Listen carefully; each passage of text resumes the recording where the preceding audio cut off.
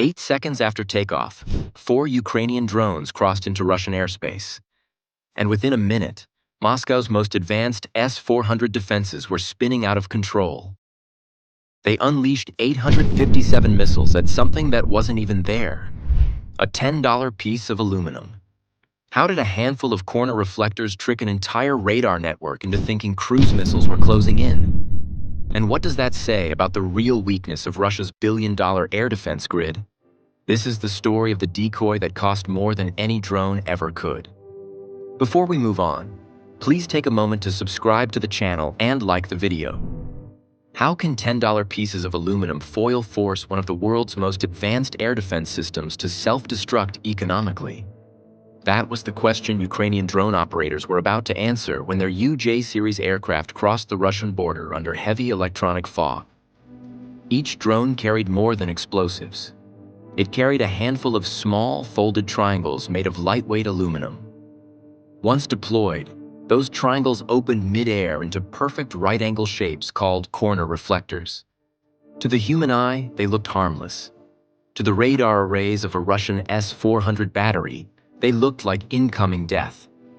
The first reflector separated from a drone at roughly 6 kilometers inside Russian airspace.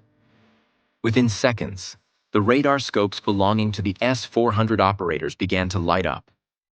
Every reflection from each corner bounced radar waves straight back to the transmitter with amplified intensity.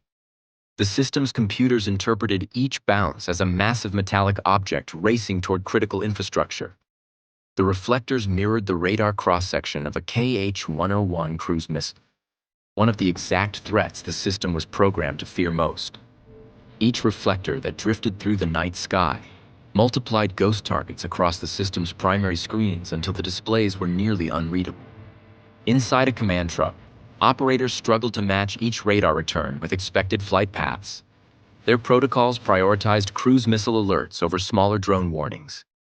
The tracking software therefore labeled almost every one of those reflector signals as a high-priority strike. Automated logic kicked in, authorizing defensive fire before senior officers could physically verify the targets. What followed was a chain reaction. Salvos of E-6 interceptors erupted from multiple launchers, each missile costing hundreds of thousands of dollars, but aimed at reflections worth less than a tourist lunch. The financial disparity was absurd. In 6 frantic minutes, 857 E-6 missiles streaked into empty air. The cost of that salvo rivaled a week's worth of combat operations. Yet the operators could not simply stop shooting. Once an engagement begins, semi-active radar homing systems demand continuous illumination of the target. Each interceptor depends on guidance from radar energy reflecting off the object it chases. The moment illumination is switched off, the lock collapses and the missile becomes useless. For the operators, maintaining locks on dozens of false signatures required keeping every tracking radar engaged. Turning them off would waste the missiles already fired. Keeping them on drained the supply even faster. That feedback loop was no accident. Ukrainian engineers had programmed the drones to eject reflectors at 2-second intervals. Each interval produced new radar echoes that overlapped with older ones, forming what one analyst later described as a lattice of confusion. Every time the radar software recalibrated, more signatures appeared. The system's threat classification logic, developed years earlier, used rigid pattern recognition protocols that matched radar cross-section shapes to stored enemy weapon profiles. The corner reflectors, though simple, produced exactly the pattern the software was designed to treat as evidence of a cruise missile. The technology, in essence, turned on itself. As the minutes stretched on, missile trails crisscrossed above Russian territory, detonating harmlessly in the upper atmosphere.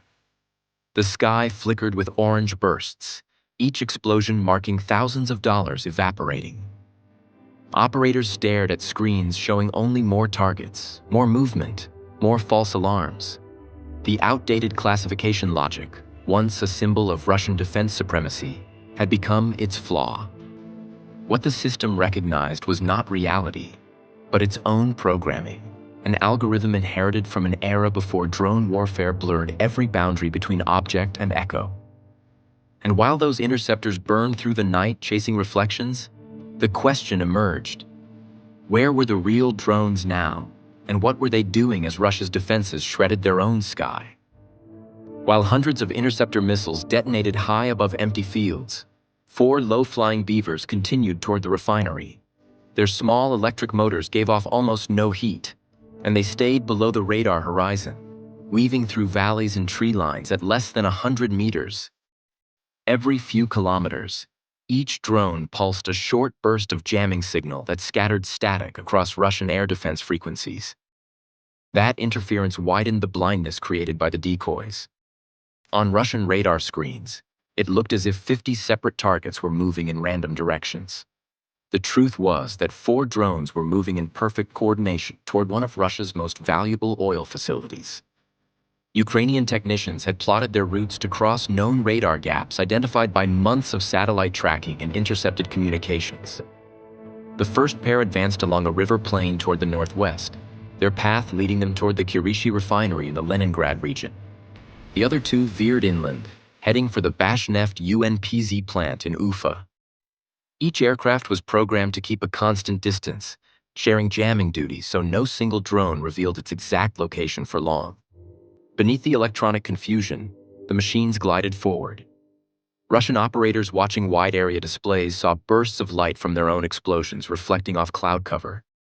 Their sensors reported new objects, alarm tones, and missile locks that vanished seconds later. Despite firing hundreds of interceptors, they still had no confirmed hits.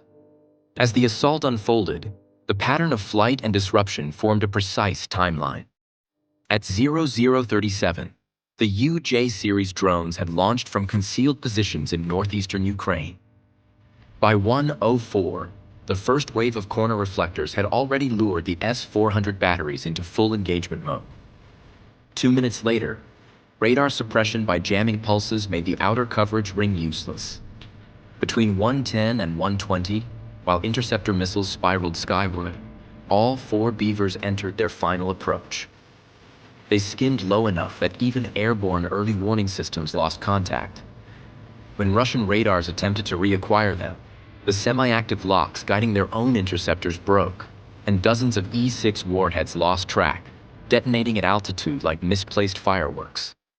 The targets were massive industrial complexes that fed directly into Russia's wartime supply chain. Kirishi handled over 17 million tons of crude yearly, placing it among the top 3 in production capacity.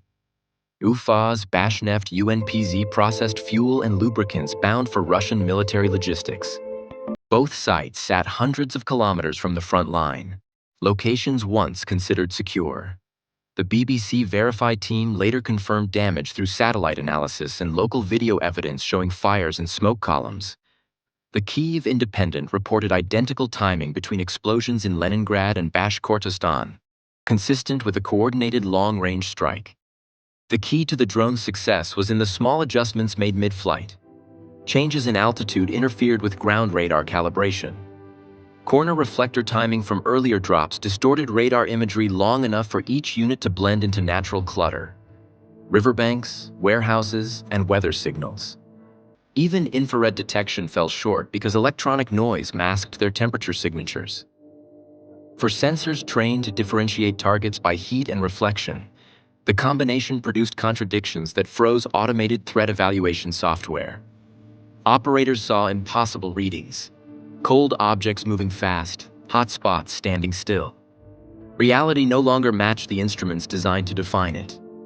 By 1:27, both refineries had been hit. Surveillance footage verified flames engulfing storage tanks and crude processing towers. Analysts later estimated tens of thousands of tons of fuel burned, cutting output by nearly half before firefighting crews contained the blaze. The material loss was significant, but the strategic effect was greater. Every interceptor launched that night had cost far more than the drones or their payloads combined. Each inexpensive strike forced Russia to spend millions defending against aluminum and circuits. Modern warfare now turns on invisible math, not sheer firepower. Ukraine's small drones showed that a system worth billions can be blinded by something cheap enough to fit in a backpack. Technology once thought superior collapses when it meets the limits of its own design. The lesson is simple. Winning no longer depends on having the largest weapon, but on knowing where the enemy cannot see. When $10 decoys can bankrupt billion-dollar defenses, which other symbols of invincibility will fail next? Think about how innovation, not size, defines the battlefield of tomorrow, and who adapts fastest controls it.